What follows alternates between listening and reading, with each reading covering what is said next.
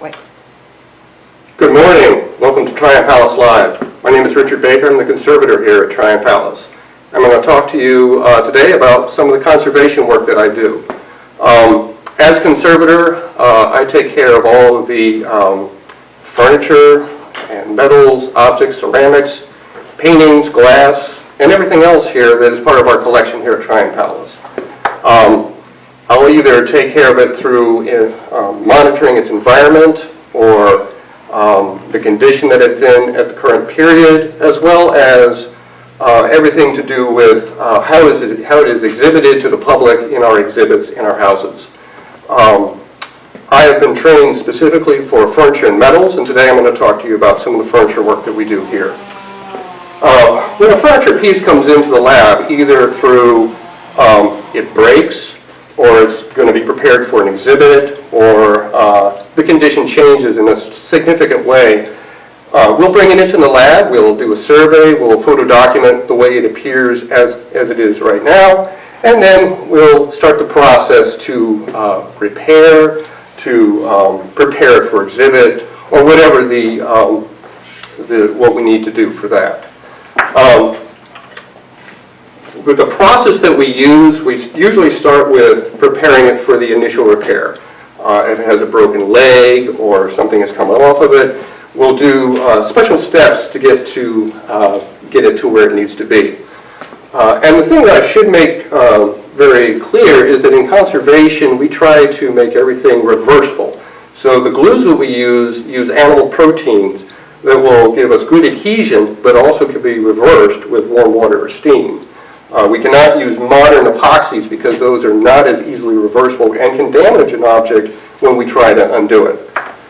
So say an object has come in, we have some different glues here, different animal hide glues. We have basic hide glue, which is from a horse hide type thing. We have rabbit glue.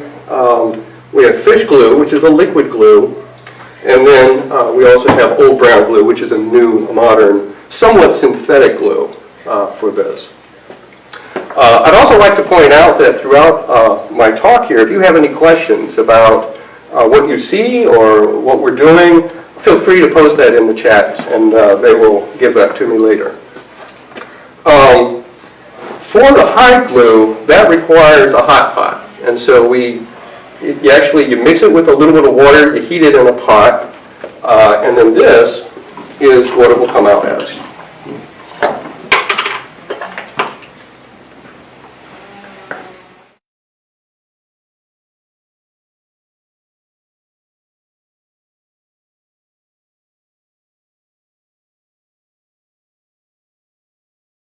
Now for good adhesion within about 8 to 12 hours. Going forth from that, rabbit glue, I should say, is actually used primarily for gilding and book repair. So I don't use that as much in this lab as I do the hide glue and the fish glue. Another thing, as I talk about reversibility, we have a material called laponite.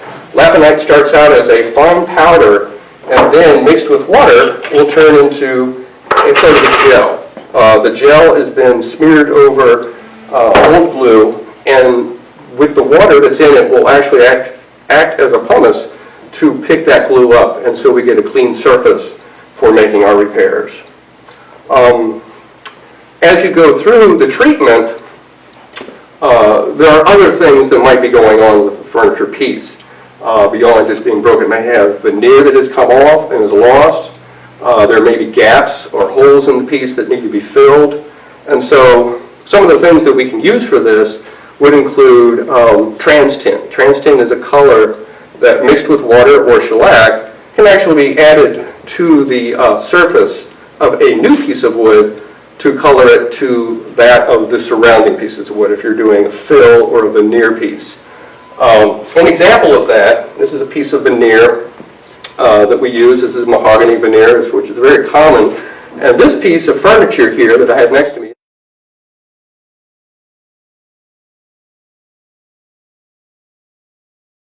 came into the lab. It had a broken leg, which I repaired, but it also had a lot of veneer missing from the surface. And so using veneer that we have here in the lab, along with water mixed with the trans tint, we were able to put new pieces of veneer in several places that are now not as obvious to the visiting public. And so that's using trans tints or a dye or a cell dye or any of those types of products allow us to find a same color to the original wood, which in days gone by, conservators and restorers would use acids to create that process. And so now we have something much easier and safer that gives better results. And then if you have a hole that needs to be filled or a gap or something, we can actually use a wax tablet or wax piece with a hot knife that will actually melt that and fill the space. Again, completely reversible. If you need to pull that out, we can put the hot knife back in, loosen it up, and it works just fine. Again, everything has to be reversible or retreatable. And on a piece like this, and this is where being furniture and metals comes in handy, for this type of treatment we have furniture, we have wood all throughout, we have some fabric, and then we have brass feet. And so with the brass feet, I had to conserve the brass as well. And so that's sort of a mixed piece that you have two different mediums. And there are some pieces we work on here that I work on that can have up to 6 or 7 mediums within it. There are clocks that have paper inside, as well as metal, as well as wood, as well as reverse painting, as well as all types of different material. And so it's always an interesting and fun challenge to work through these different projects. Moving along the table, once we've repaired what we want to repair or consolidated, stabilized, then we're getting ready to get it ready for presenting back in a historic house or in a museum. And so what we'll do, first of all, if it's a finished piece, meaning if it has a shellac surface or a lacquer surface or some sort of coating, not paint, but any other of those kinds of coatings, we'll clean it down with some mineral spirits. This is a safe solvent that can be used on the surface, and what it removes is grime and surface dirt. It will not remove everything. It is not that invasive, and so that's why we use it. It can just remove what is definitely necessary, but it will remove old wax. So if the piece had already been waxed, it will remove that. And then we move on to different waxes. We use carnauba-based wax, which is safe for the wood, safe for shellac and lacquer and all the different coatings that might be on it. And so we have both clear as well as colored. And I have 4 different kinds of colored, but you can always add other things as long as they are reversible, as long as they are not penetrating through that original coating. But we do have gouache paints. I use gouache paints occasionally, which is completely removable in water. As well as I do, on occasion, use some acrylics, especially when repairing a gilded or a frame that had been gilded or a frame that has been gilded once upon a time and later other things have been added on top, and so I may use a little acrylic just to get in. And again, that is still reversible. I'll talk briefly about shellac. A lot of people hear the word shellac, and you hear it so many times that you may not know what it is. Shellac actually comes from the secretions of the sticklac beetle in the jungles of Southeast Asia. They are on the trees and they secrete this material that is then collected. That is then mixed with alcohol and flattened, and from that goes into these sheets that you see, the orange sheets, cut up, and then you, the consumer, will take this, mix it with denatured alcohol using some cheesecloth, and then you'll get the final liquid form of the shellac. This can then be added to bare wood to add sort of a surface coat.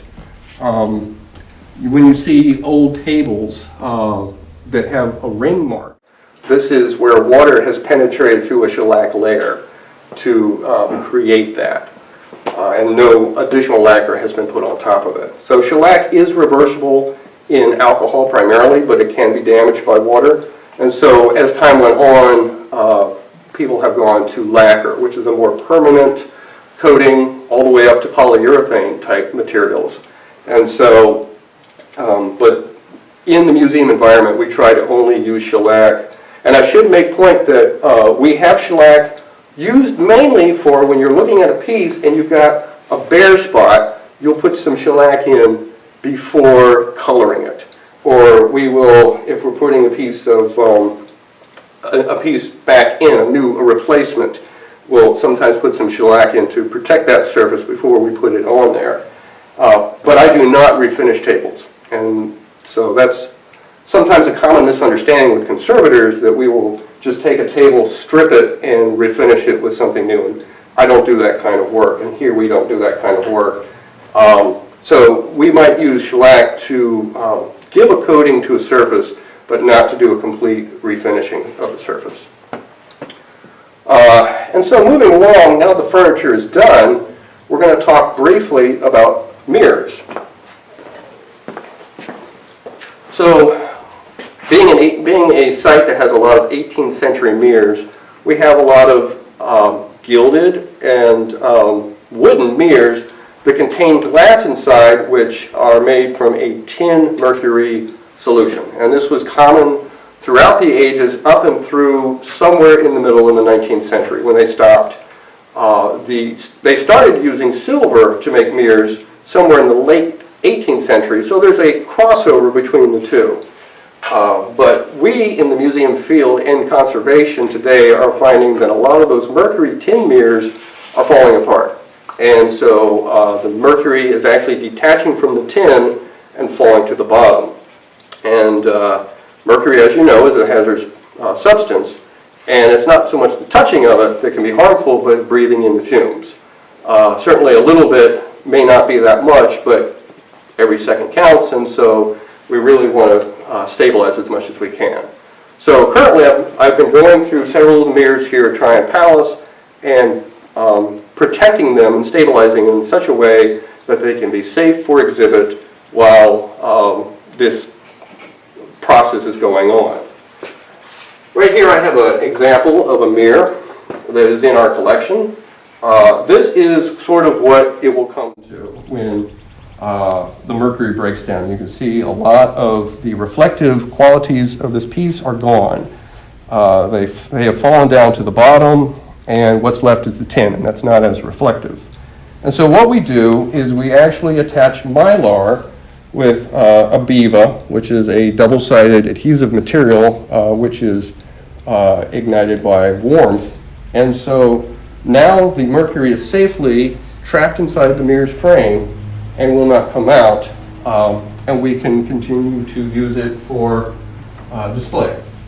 This is the BIVA material. It's actually a transparent adhesive material, and so again, it is activated with heat and works very well and completely reversible. And so going forward, as we're going through the different mirrors, one thing that we do additional is we have gilded mirrors. This right here is an example of a gilded mirror from the palace, from the alcove bedchamber. And it came to the lab 3 years ago. The gold leaf was completely falling off.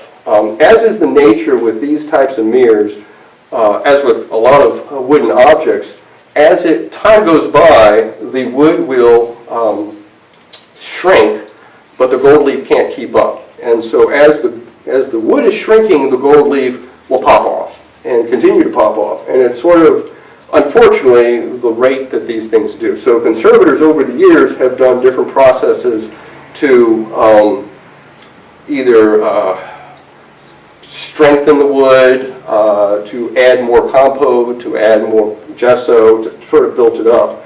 What I decided to do was to use new gold leaf to encapsulate that old gold leaf in a new way, using a material called Plextol B500, which is actually an adhesive for canvas, I was able to sort of emulate or copy the water gilding process, which would have been done originally to a mirror like this, and apply gold leaf in that way. And so, completely reversible, you can remove what I have done and get the original mirror back if you choose. However, for our purposes, it is better to leave it in this state so that we can display it and interpret it as a mirror would have been at that time, as well as protecting all of that original gold leaf. Because the other thing about conservation has been around since the 1970s, really took off in the 1990s, but it's a continually evolving field of practice. And so materials that they discovered, say, in the 90s, we know today, 20 so years later, maybe they worked, maybe they didn't. And so if they did it in a conservation fashion back then, we can reverse what they did and put materials on that we have today. And so the same way, what I'm doing now should be reversible so that in 20 years in the future, if they have a material that does it better, they can reverse what I did and put that new material on. Or if what I put on starts to have problems in 20, 30 years, they should be able to retreat it and get back in and do something different. So I'm going to talk briefly about the gilding process. When I gold leaf here in the lab, whether using a water process or an oil process, the first thing we do is we clean the surface that's going to be gilded, usually with either a mineral spirits if it's a wooden surface, or an acetone if it's a metal surface. Once that's done, then you apply something called size. Size is the adhesive that will hold the gold to the body. For oil gilding, it's a clear liquid material. For this piece, I used something called, again, the Plextil B500, as I mentioned a few minutes ago. That is mixed with isopropyl alcohol and laid over the surface in about 2 coats. Once that is down, then the gold leaf, which is in a box, and I will not take it out because gold leaf is expensive and very, very light. And so when you're handling it, you could breathe, you wouldn't even know what you're doing, and that piece of gold leaf would fly away. So it's a very delicate process. But the gold leaf is placed onto a surface called a bed or a table, and the gilder will use different tools to cut it up, to move it around. And again, as I said, it is very delicate. It will move everywhere, so you really have to control it. And so we made a little tent that allows you to blow down gently on the gold to keep it from moving around. If it does blow, it doesn't blow very far. And so with that process, you're able to control it somewhat. And then once you have it in place, using a brush called a tip, you actually either apply a Vaseline a little bit to your wrist, or you brush it on your face to collect static electricity or a little bit of oil from your body, and that is what you will collect the gold leaf with. And then at that point, it's just a matter of applying it to the surface. Once it hits the surface, it will do the rest. You don't do much more to it. And so you just work your way through the piece when you're doing this. Now for the water process that we're using here, I had to first apply a little, right before I would go apply the gold leaf, I would apply a little bit of water mixed with alcohol to sort of prep the surface. When you're doing oil gilding, you just put it right on. But you have a certain time limit to do it, either 3 hours or 7 hours. And so during that time limit, you can't look at your phone, you can't do anything else. You really have to focus, because once that time limit is gone, your gold won't stick, and you almost have to reverse everything to get it back to where it was before. So that's gilding, and that's a little basics on furniture conservation. So do we have any questions?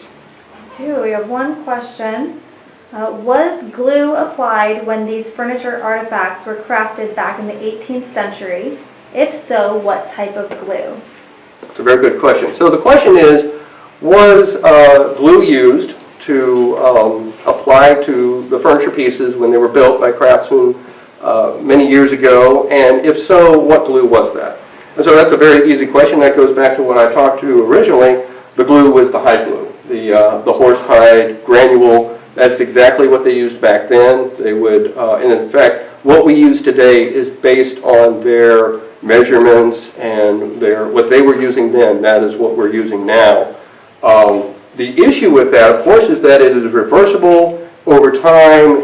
In certain environments, it will crack up, it will dry up, and so you always have to reuse it.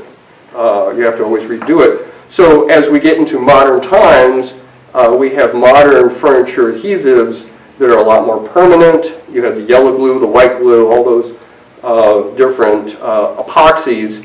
They will stand up to those drying conditions that the horse could not, or the hide glue could not hold up to.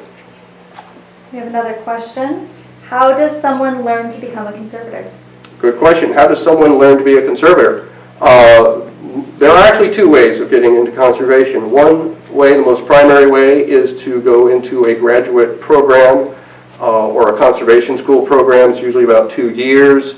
There are different schools. Winter has one, University of New York, I believe, and there are a couple others. There's some in England.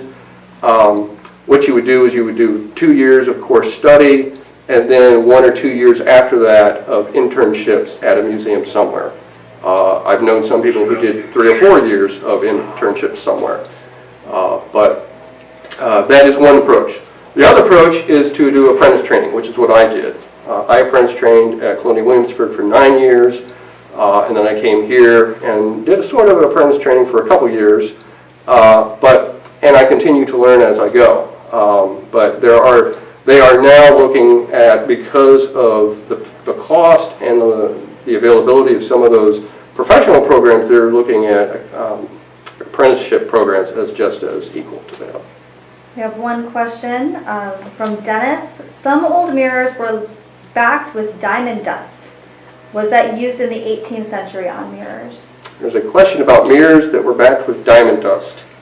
I do not know if those were on mirrors in the 18th century. In fact, I've not heard about diamond dust before.